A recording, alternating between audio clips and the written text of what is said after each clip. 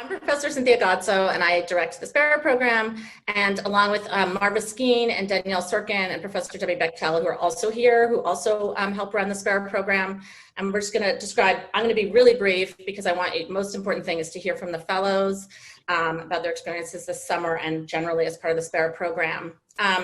But the Sparrow is funding, well, it's a fellowship program that provides funding for one summer of public interest work. And I want to be clear that unlike other fellowships like Blisby, for instance, we do not fund government work.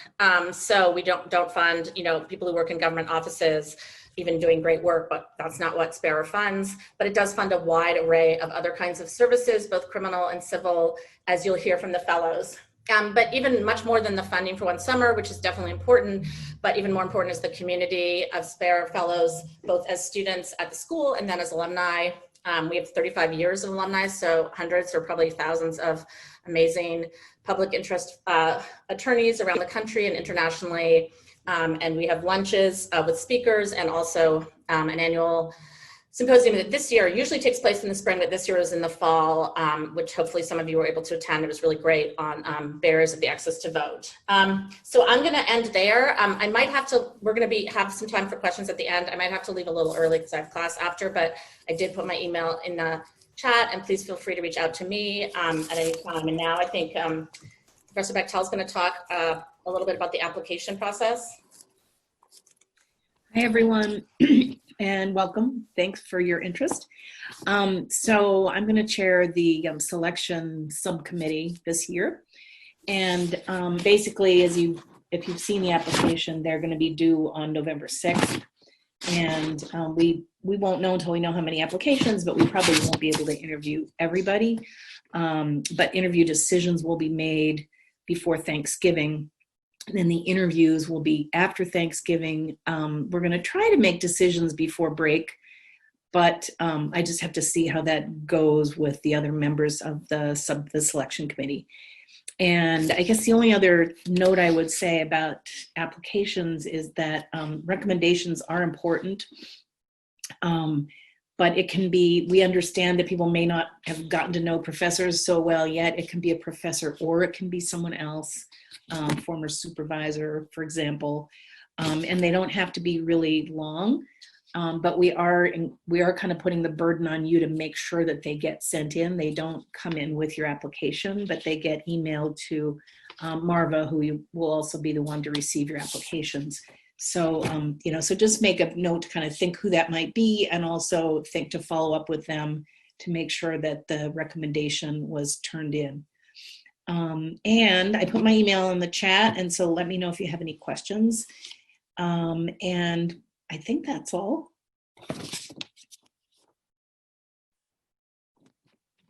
And I will briefly add that I'm Danielle Sorken. I'm the Executive Director of the Public Service Law Center. And if any students would like assistance with their application, email publicservice@brooklaw.edu, and we are happy to help you.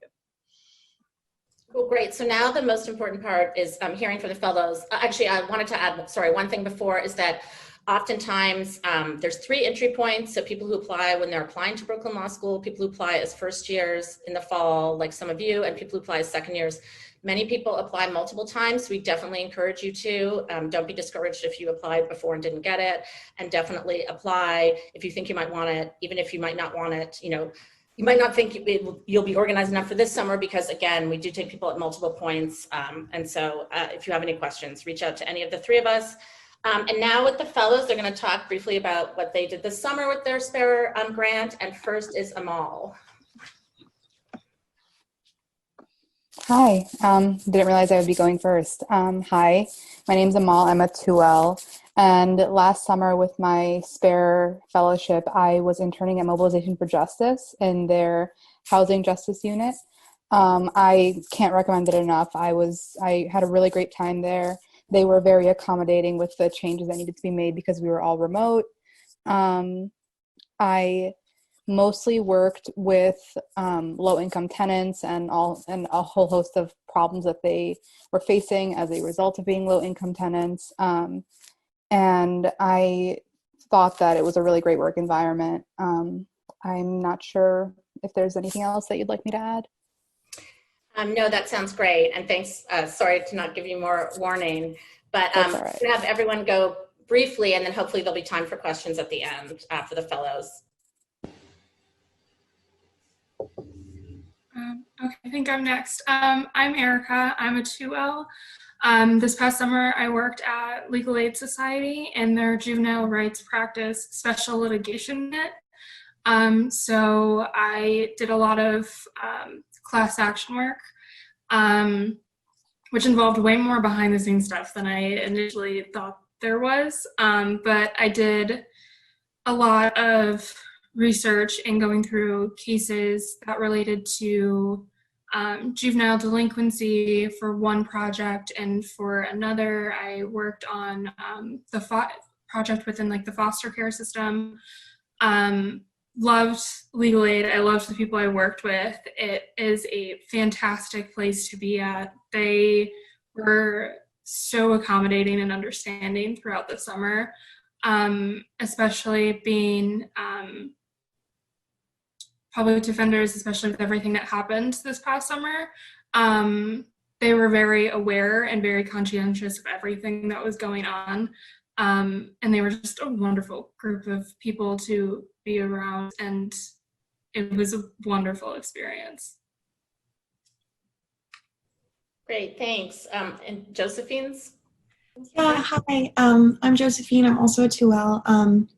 This summer, I interned at Rhode Island Public Defender. I also had a really great experience. I mean, obviously, things weren't as planned. I think the nature of my internship, I was supposed to be a trial assistant, so it was kind of built around being there. And so the transition to going remote was kind of a bummer in that sense, but I think it's a small office. Obviously, it's Rhode Island. So that kind of allowed the office really to kind of hone in on the interns, give everyone a good amount of special attention. You ended up just having really good relationships with the attorneys. I'm still like following up on cases that I worked on with some of my attorneys. So it was great. They took really good care of us. They were really figuring it out as they went, but it kind of lended itself to a kind of collaborative feeling, which was like really special. So I feel really lucky. I had a great time and I learned a lot. Thanks. Now we have Ryan Boulder. I think Ryan got booted off. Oh no, he was here earlier, I saw. Well, we'll come back to him. Rosalie, perhaps? Yeah, hi. So I was at Staten Island Legal Services, which is like Legal Services NYC's Staten Island office. And I had an amazing time. They are so lovely over there. I genuinely liked everyone I worked with. I mean, the fact that it was remote like meant that I didn't get courtroom experience. I was in the immigration unit, so I'd been kind of hoping to get some court experience, but even without that, it was really great. They gave me a ton to do. I worked on a lot of different cases. They kind of give you a lot of like, it's not just like grunt work. Like they really are like, well, what are you looking to learn? What are you looking to work on? And then they'll give you that type, the type of work that you're really looking to do. So I had a great time. Thanks. And Alex Ellison?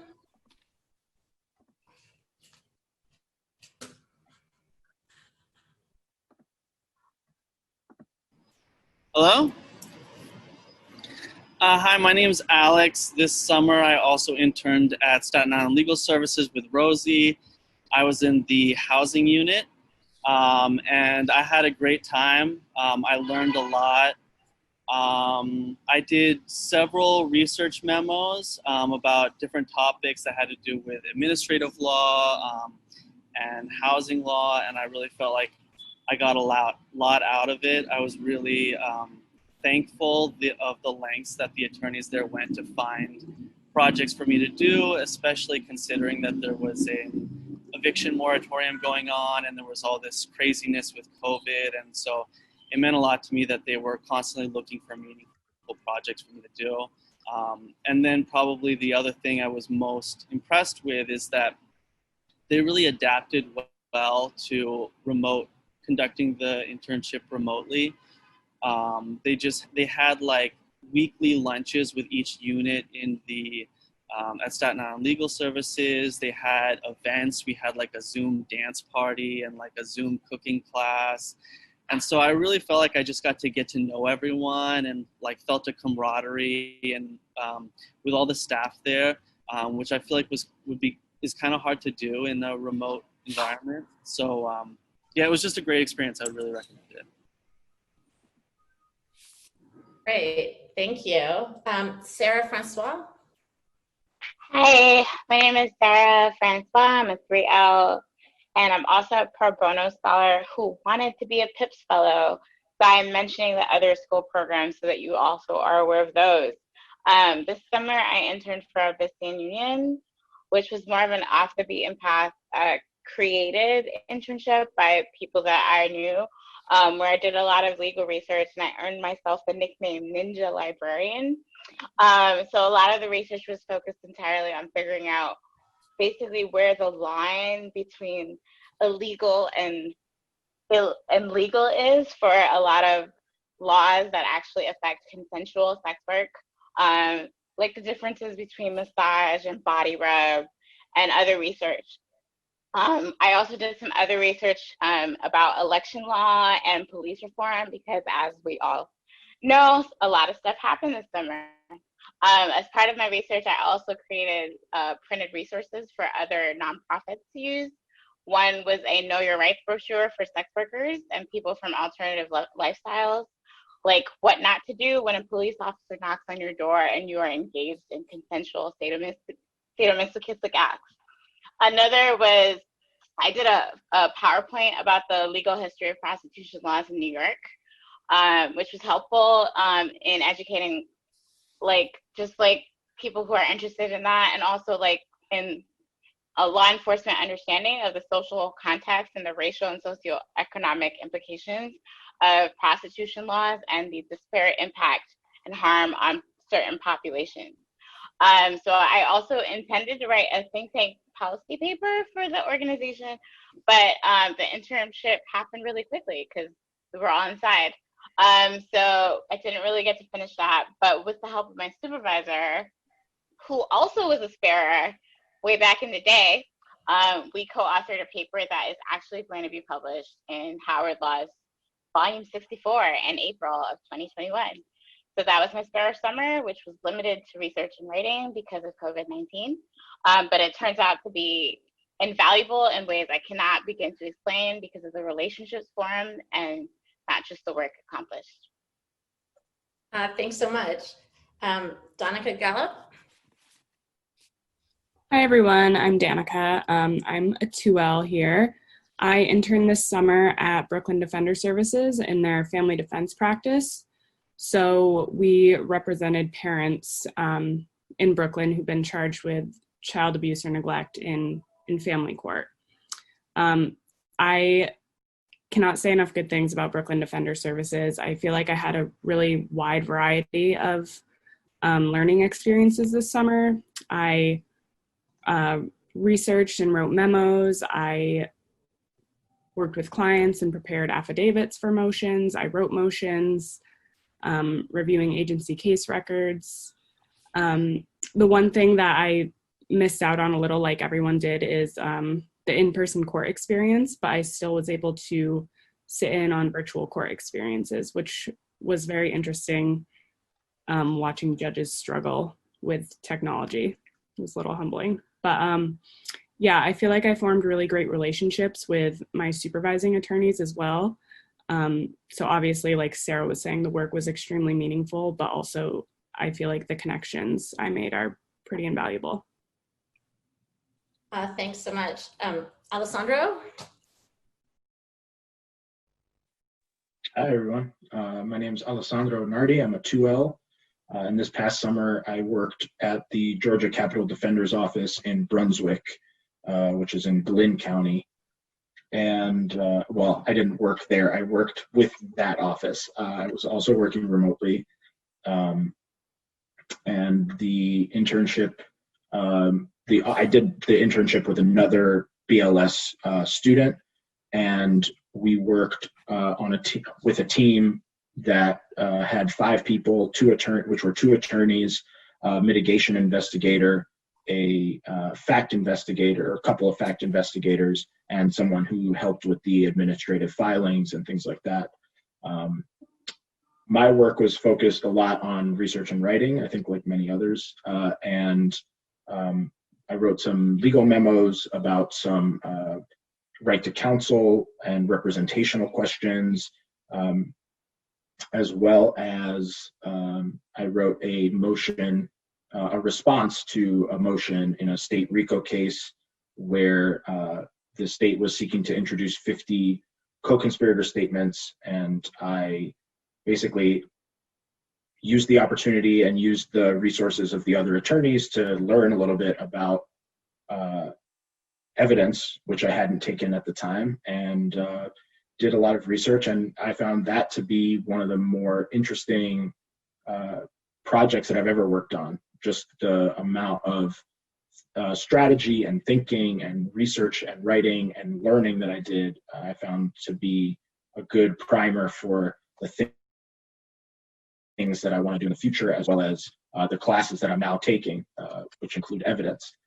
So that was, I thought that the connections and the work and the relation to the clients was some of the most interesting work that I've participated in. Thanks so much. And I think Ryan Bolger is back from the internet. Thanks. Yeah, thanks everyone. Sorry for the glitch there. So last summer I worked at Legal Services NYC on the Bankruptcy Assistance Project. I had actually worked there previously in the fall, so it made it a little bit easier working remote. Hopefully if anyone has the opportunity to work there, they'll be able to be in the office, but they developed a good way to make it work remotely with some, technical headaches in the beginning. But the nature of the work is primarily advocacy on behalf of debtors.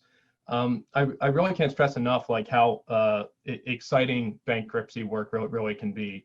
It provides a lot of options for debtors, if only for providing them what bankruptcy law calls a breathing spell. So if there's debt collection actions, if wages are being garnished, if there's any sort of lawsuits, anything that is hurting someone can really be halted over the course of the bankruptcy proceeding. In addition, the ability to wipe out all sorts of predatory debts, really exciting stuff. It's a great opportunity to conduct client intake meetings, do some legal research, and get bankruptcy petitions filed. That's really the course of it. First step, client intake. Second step, you collect all sorts of documents from clients and determine what exactly the benefits of bankruptcy are. Usually it makes sense. And then after you do the intake. And then third, you go through the petition with the client and make sure all your I's are dotted, T's are crossed, and then get the petition filed. In addition to working on bankruptcy cases, I had the chance to do some foreclosure prevention research, write an amicus letter on the ability to discharge student loans in bankruptcy. It looks like the law might be getting a little bit better there for debtors going forward. And I think that's about the nature of it. I want to stress that with this placement, it's really important to be a self-starter. Your cases really are yours, which is really exciting. I can't recommend it enough. Thanks, Ryan. And then Monica Sanchez, last but not least. Hi. I spent the summer with Neighborhood Defender Services of Harlem, part of the criminal defense team. It was definitely different. I basically only had immigration experience before this summer. And although it was not the experience I was hoping it would be, because like everyone, I wanted to have court experience, they really were thorough about training and providing resources, and kind of honestly just having like an email where you are part of the network of public defenders and being constantly updated with what's going on in the laws. Because of COVID, everything was like touch and go, changing day to day, as well as they were very supportive because there was a lot going on this summer. And highlights for me would have been, I did go to arraignments and kind of led the intake and the arraignment, which was great, and like terrible, but terrible because of what it is, not because of, yeah, it was different, as well as going through discovery materials, videos, NITRA videos, interview materials, and I did a little bit of research. It's also a self-starter kind of environment, just because everybody kind of works independently in the team.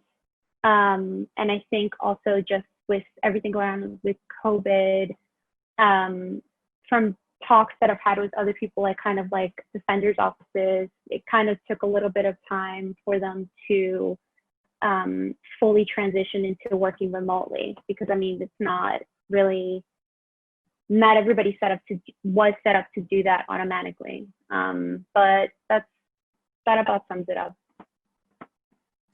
Thanks so much, all of you. And so you can see, for people interested in applying, there's a huge range of issues that you can work on in criminal and civil services, legal services, and that people were working, well, unfortunately remotely, but still could have been working, like Alessandro was supposed to be in Georgia, et cetera.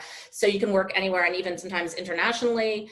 And I just wanted to also highlight what Sarah had said, like you can, basically the rule is any nonprofit with like one lawyer to supervise, or the lawyer to supervise. So it doesn't have to, if it's somewhere that a sparer hasn't worked before, that's not a bar.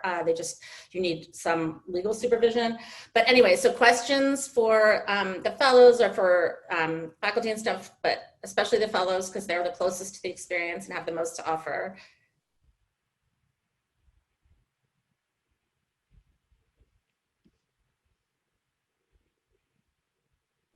Maybe one of the fellows who helps plan a lunch could talk about the lunches. Fellows? I help plan a lunch. Yeah, thank you, Alex.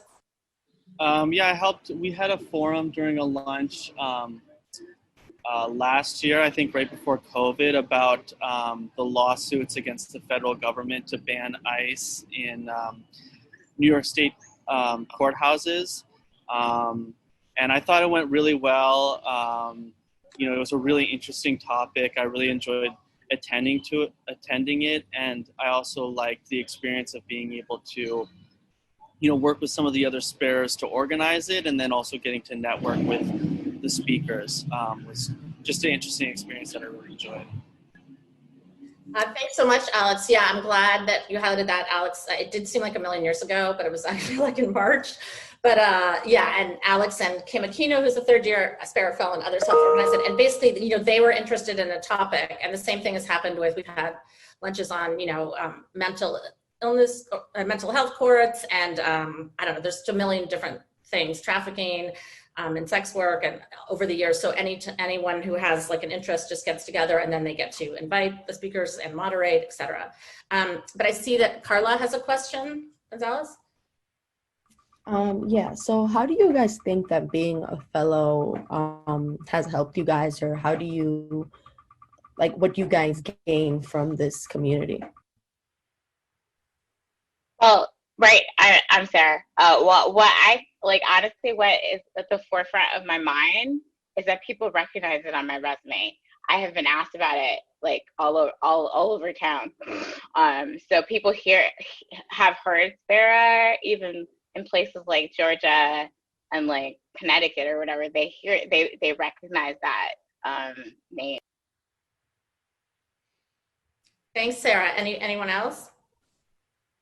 I think something else that's been interesting about the community aspect is because it's so tailored to public interest work, there is like a cohesive feeling that everyone is there to do the same kind of work. Everyone is interested in, I think a lot of us, if not all of us, are interested in justice and how justice can be gained in all aspects at the school, outside of school, by putting on talks, by forming connections and making coalitions in, student government and things like that. I think that on top of just the work and the stipend that we get, it just feels like there is like a mobilization aspect to the spare community that I find very refreshing and helpful just in my life.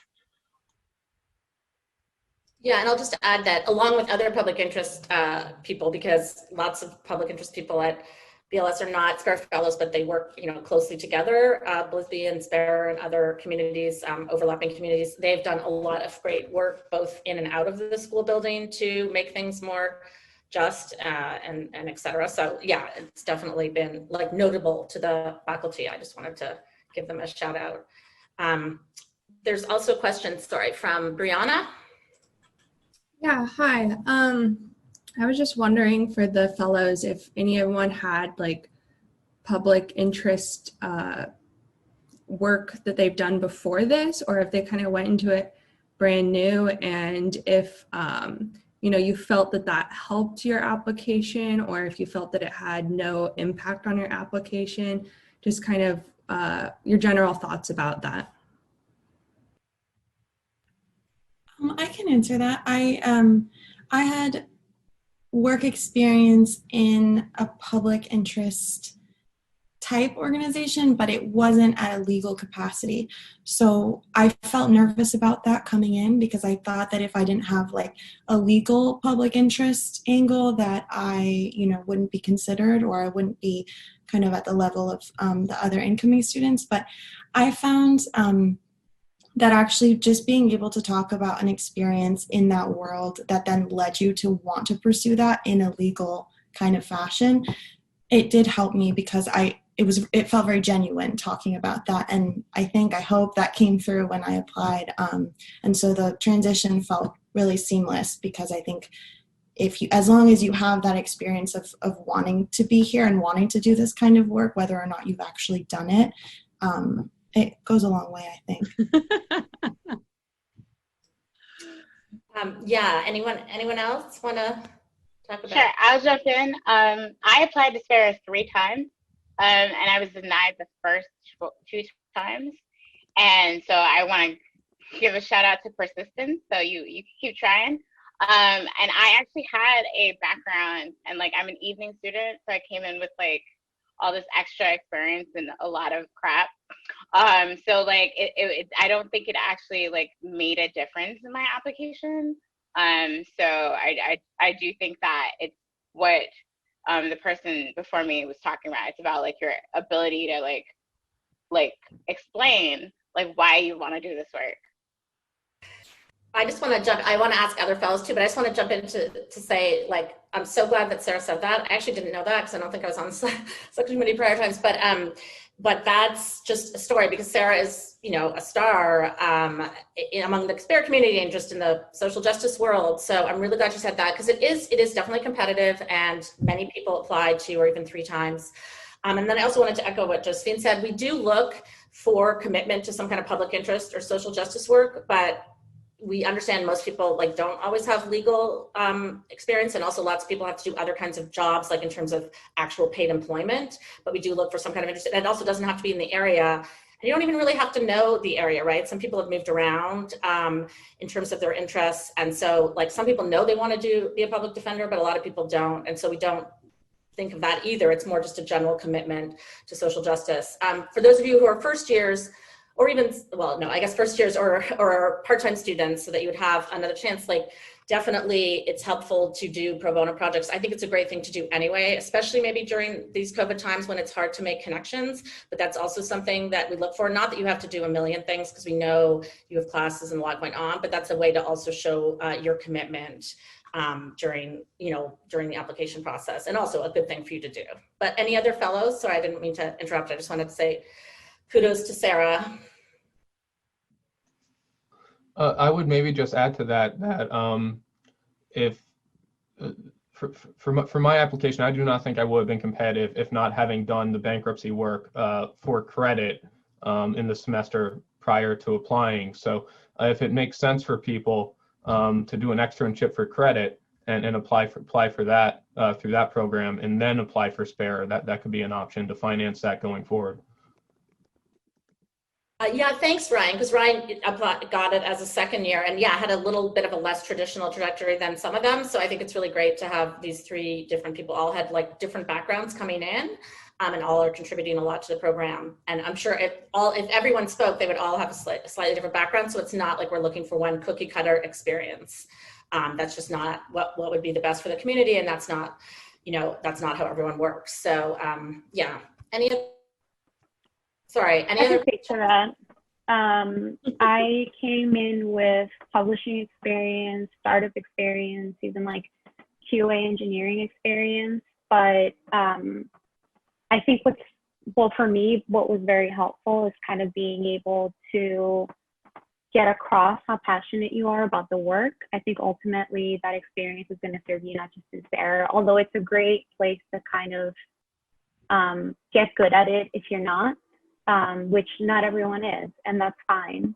There's different kind of ideal candidates, and I mean that is gonna take you really far as like pills down the line and with employers to kind of get across that passion about, this isn't just something on your resume, because I feel like that can come across too. Yeah, thanks, Monica. That's so true. It's really important to be able to sort of express why you're interested in public interest and social justice work. Any other questions?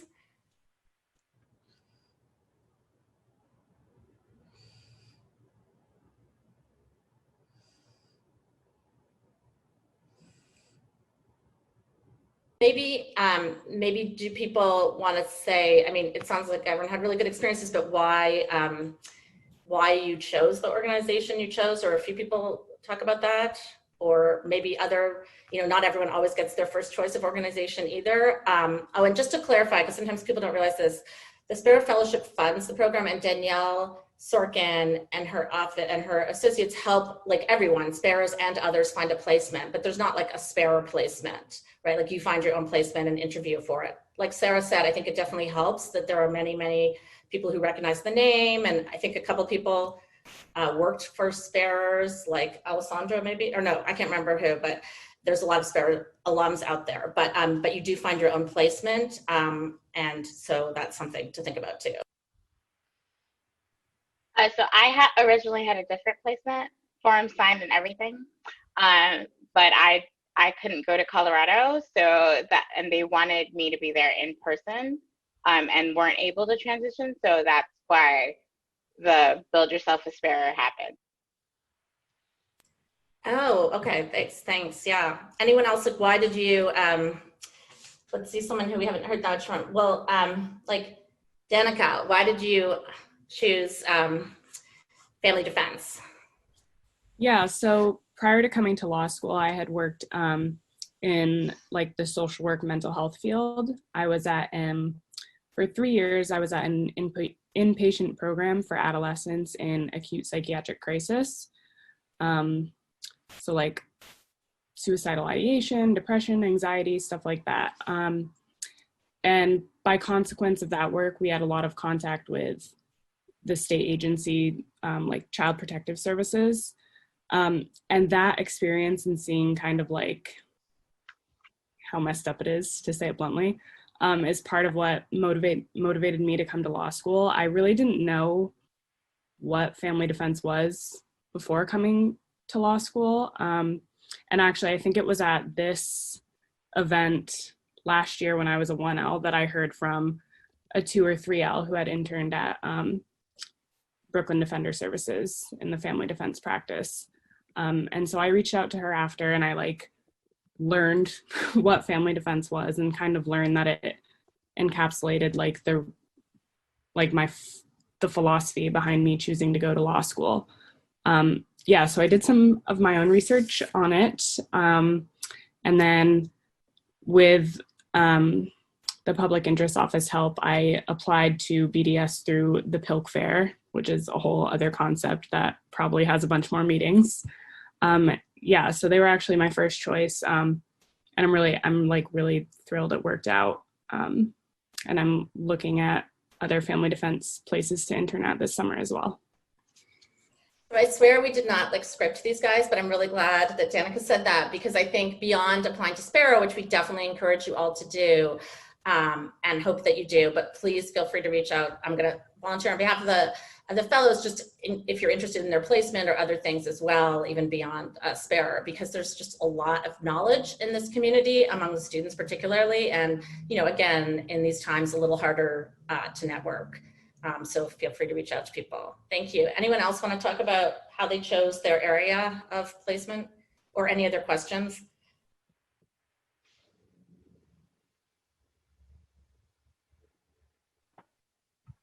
I can follow up on the networking comment.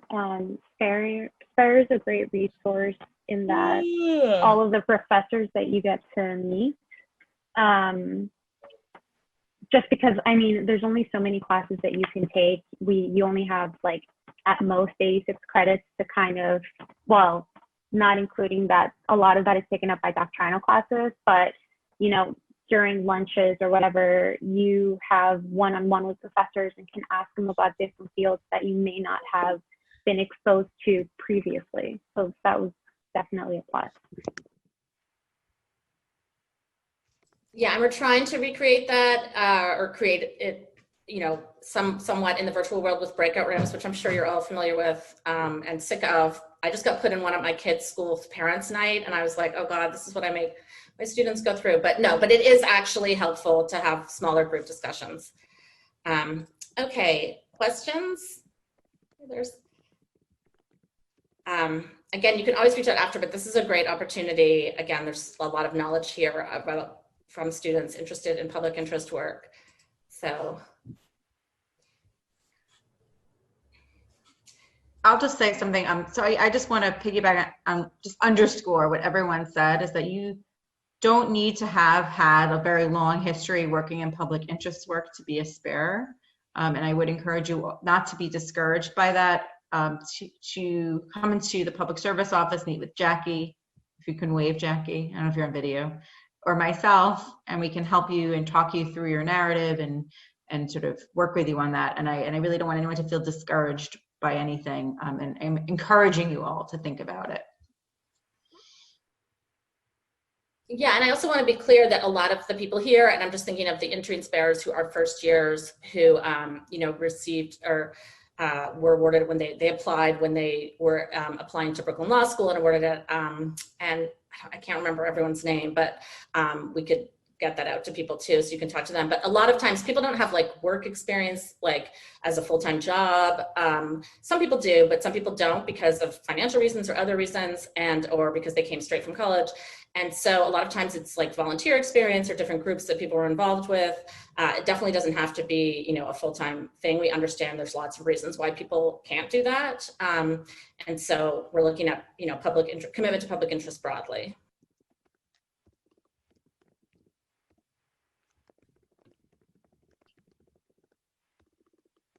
I guess I would emphasize that as well, just that, sometimes there'll be somebody who's done 3 months of a volunteer position or, a few months of some other, full-time position. But a lot of it is how you synthesize that in your essay and how you explain why it was important to you, what it meant to you, and what it has done, for your goals going forward. So kind of a combination of your essay and an experience that informed what's in your essay. And it really isn't a matter of, you need to have 2 years or 3 years or X amount of time. Well, I guess if there's no more questions, thank you so much for coming. I think most of us put our emails in the chat, or you can definitely find the fellows if they weren't able to through myself or Marva or Danielle or Professor Bechtel. But thank you so much for coming, and we look forward to hopefully to your applications. And thanks to the fellows for taking the time. I know everyone's really busy. Excuse me. I have a quick question. Where is the application? Like, where is the? Oh my gosh, great question that we forgot to say. Okay, Marva, do you want to handle this? If it's not there now, it will be there by the end of the day. Is Marva still on? It will be on BLS Connect. Yes, it will be on BLS website and also on BLS Connect. Thanks, Marva. Yeah, so we had some IT issues, but it should definitely be there later today. If somehow you're having trouble finding it, is it okay for them to email you, Marva? Of course. Feel free to email me at any time, and I will forward you the application. Thank you for asking that question. Yeah, we forgot. Any other last questions or things we forgot? Okay, thank you. Have a great day, everybody.